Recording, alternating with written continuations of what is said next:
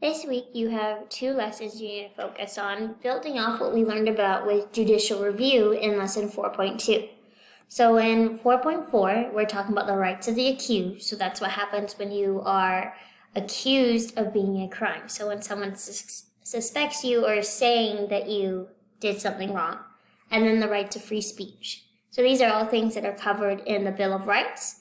And what happens when we have judicial review involved and Supreme Court cases that are important in there. This week there is a short quiz and a writing assignment that you will be completing. For 4.4, this is what we are looking at. Let's scroll down. You want to do your intro activity, then open up your CAP file. For this lesson, you are going to be focusing on the specific amendments and from the Bill of Rights and also the 14th, which happened after the Civil War. You're going to be explaining what it protects and just summarizing and remembering what each of these are. From there, you are going to do a very similar setup to what we did in lesson 4.2, but these cases are specific to rights of the accused. You're going to learn about these different court cases and explain which rights and which amendments are connected to it. And then the case outcome, so how it ended and why it's important. All right. For this, make sure, once again, we always want to go through every page, reading, looking at different vocabulary words to help us understand. All right. This is a really helpful review activity that will help you with part 2 of your notes. And then similar to 4.2, make sure you watch the videos, read, and add to your notes. Once you're done with that, you will take a short quiz. It is only 6 questions long about those different amendments, those court cases, and how they all are connected together. For 4.5, it's very similar, but it's focused on the First Amendment. So, First Amendment talks about freedom of speech, religion, press, being able to petition the government or assemble. This is specific to the First Amendment, but especially focused on the freedom of speech and expression.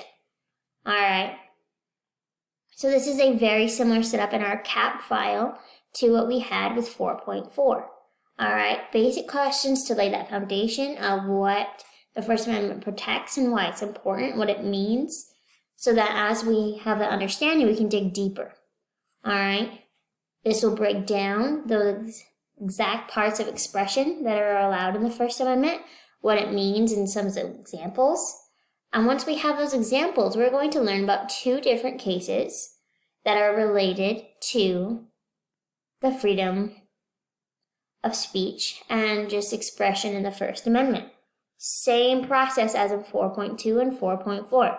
You're going to explain what constitutional right or principle, that belief that's guiding our behavior, case is connected to, and then what the case decision was, how it ended, and why it's important. You'll go through all the lesson. That is no surprise there. All right. There are always some good review activities to make sure you have an understanding. Do the activities, do the notes, and then you will come to assignment 4.5. This is a writing assignment. You have 2 options for this assignment, case A or case B. For this assignment, for each case, you will open up whichever one you are wanting to do. Okay, so we have case A. You can read through it. This starts about drama class in middle school. You'll go on through, you'll read the case. And then in complete sentences, answer these questions below. First one is just the details of the case, understanding what this case is going on, and then how it's similar to the ones you learned about in your lesson. All right. Then you are going to pretend to be a judge and make an opinion.